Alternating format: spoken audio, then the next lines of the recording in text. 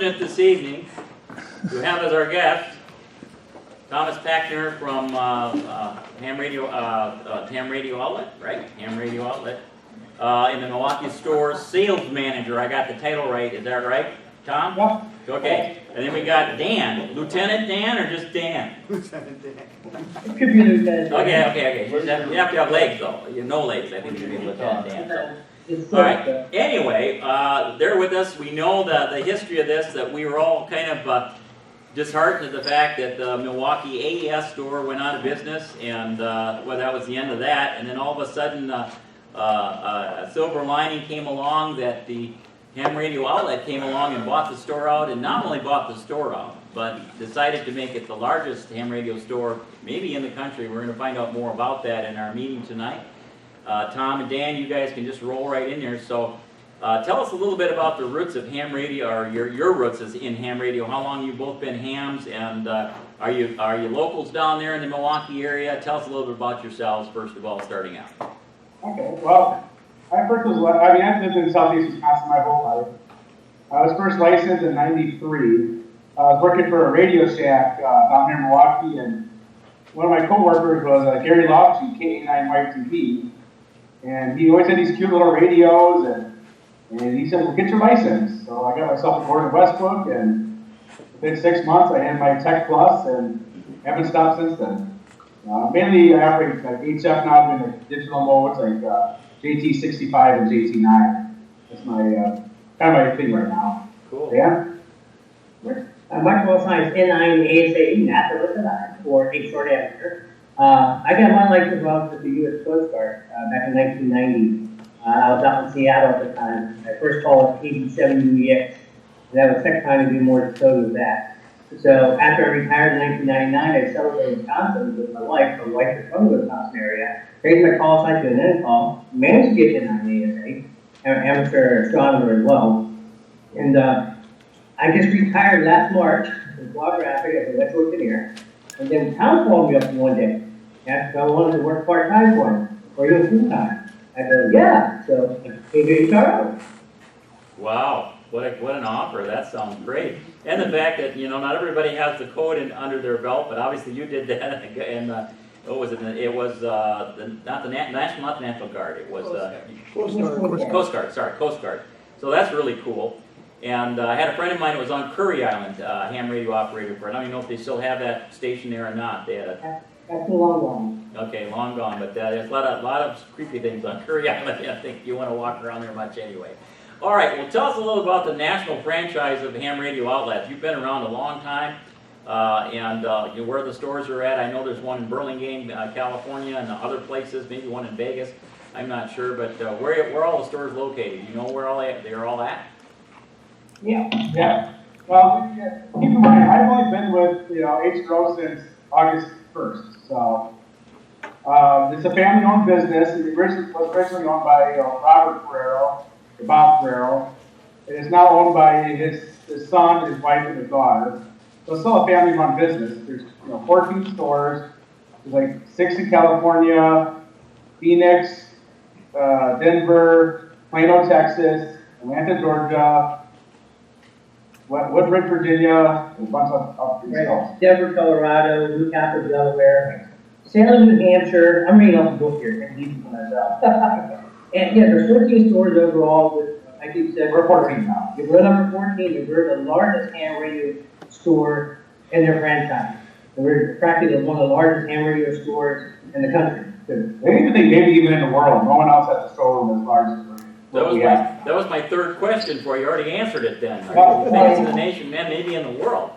Yeah. They've been around the world. They've seen other dealers, and no one has the layout that we have. Did you open up the space that was the storage area behind? AES had that you could walk down in the back area when they had a swap meet or something there. I've been back in there. It was like their whole storeroom was back there. Did you open that up some, or how did you open the store up? Well, right behind the counter there was a false wall. Right. That wall came down, and behind the wall we had a couple of cubicles, and we gutted those out. So the showroom is now right where the entrance in the warehouse is. Okay, that's big, a lot bigger then. That's a lot bigger. It's huge. We've got I don't know if this will.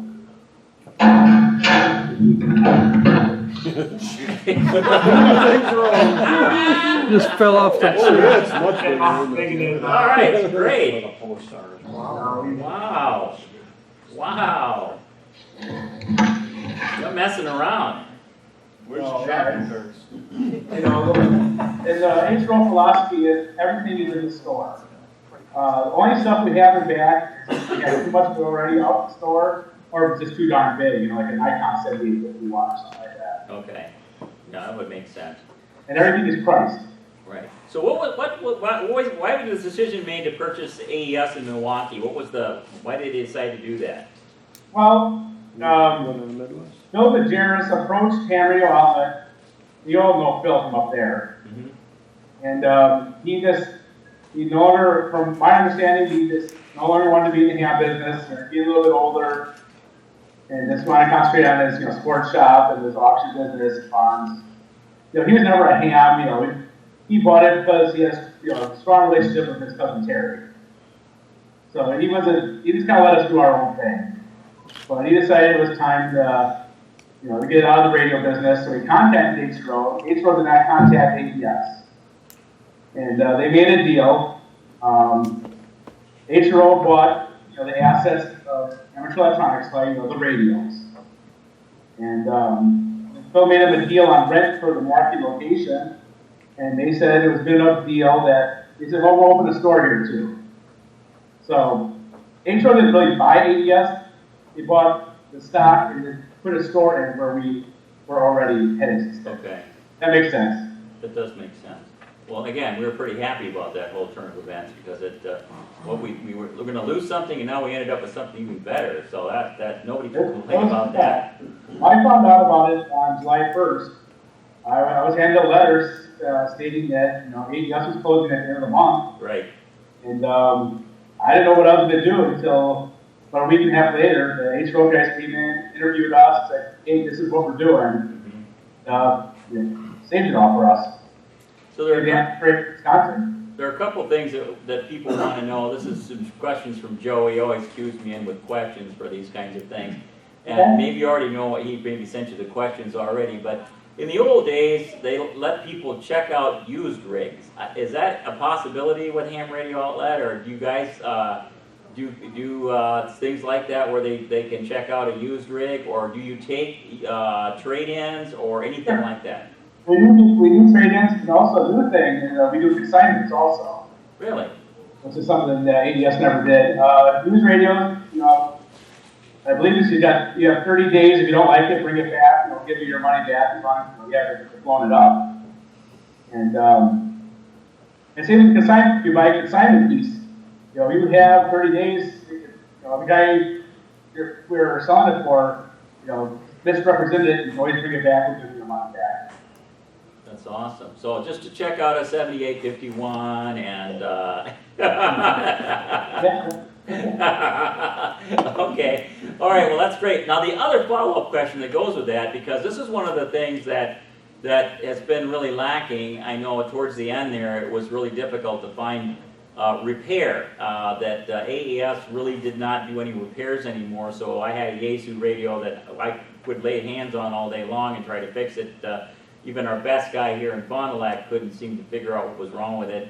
And again, AES looked at it, but I mean, do you guys do repair there too now or not? No, that's not something we're going to do. The problem with repair is, even when we had in with AES, is, most of our techs, besides Miles who retired, they all went to work like for the city of Milwaukee or Milwaukee County, Sheboygan County, fixing their radio systems. And it's hard to compete, fixing the amateur radios with a good government deal. So for us to hire someone of that talent level, what we'd have to charge per hour to have it fixed, might as well just buying the radio.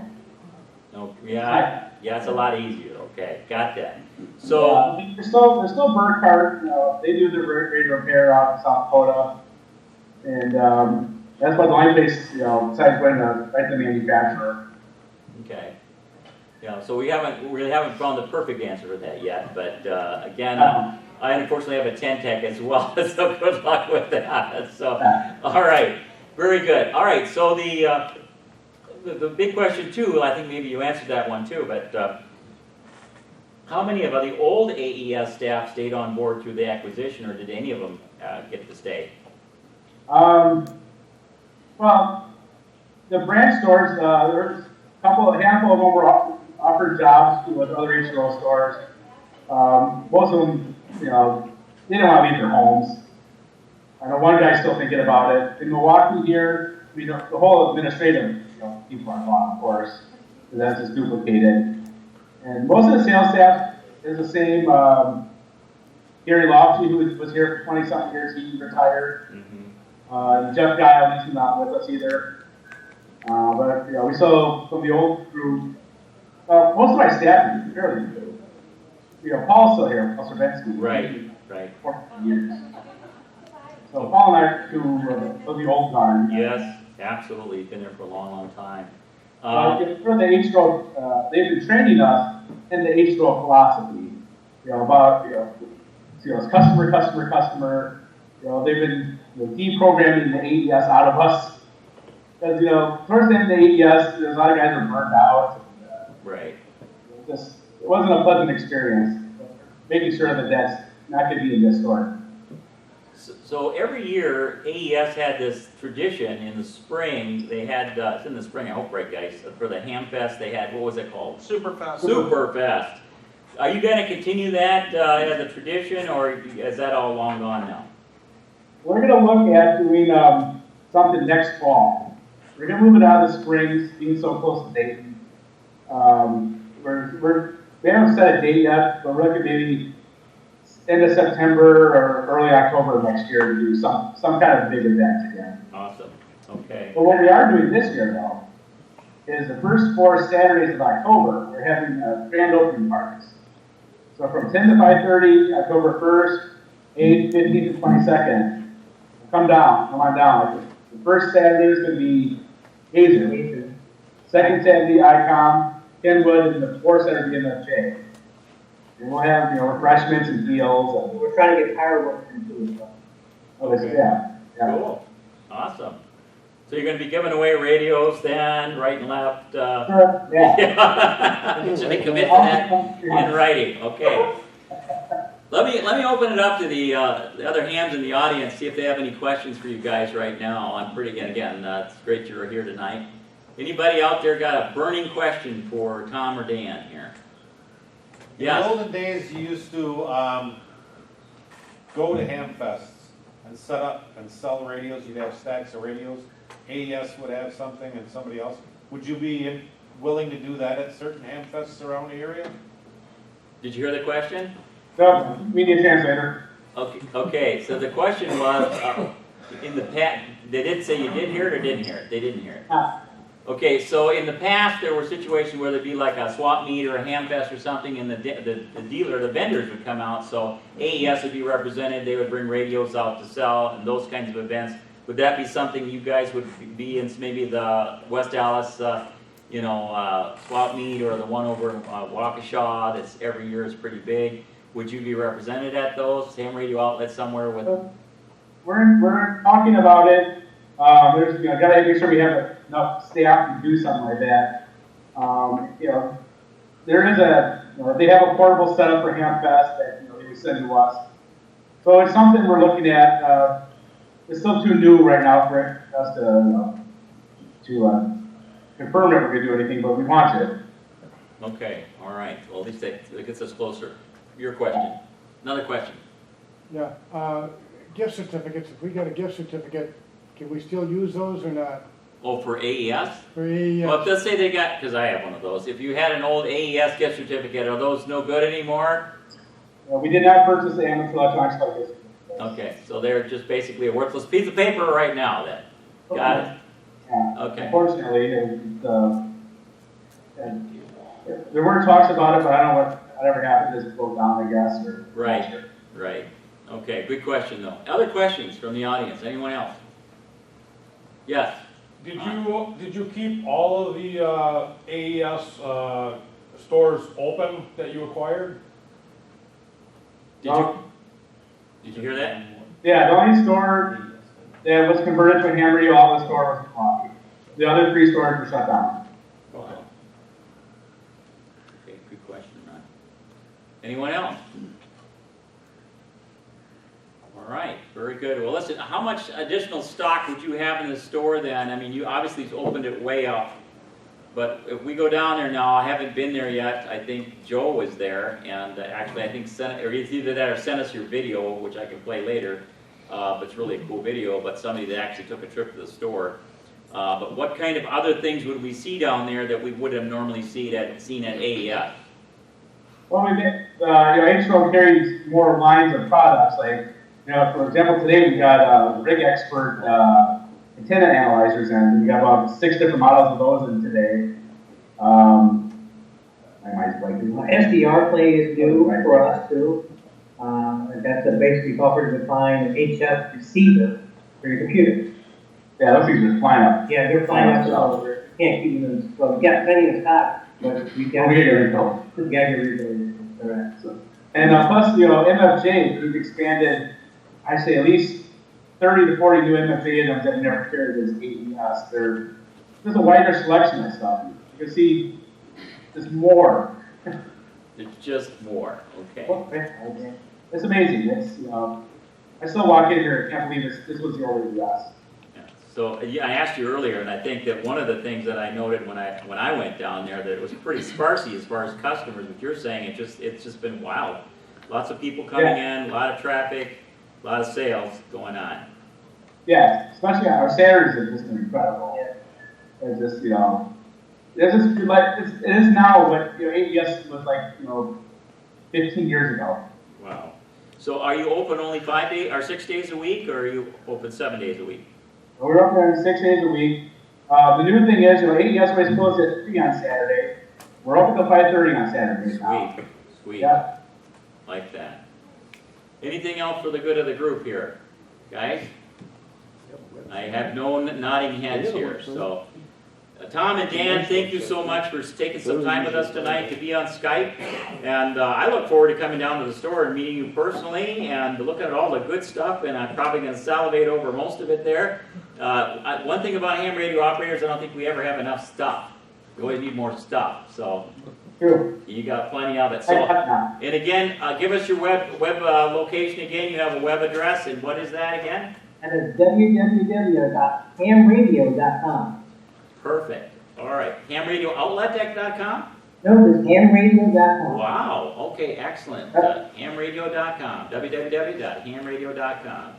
Look them up. Look at all the stuff there, and probably online catalog and all kinds of stuff there for the Milwaukee store. Speaking of catalog, we do have a catalog. Oh, you do? You can get a Yeah, we have a catalog, Have a nice which catalog. yes, we didn't have 3 ages, but we got a catalog. We don't want to be coming out in October, but we have plenty of them. Want to stop in, grab one. So yeah. Excellent. All right. Thank you, guys. I'll see you soon. Okay, bye-bye. 7-3. All right.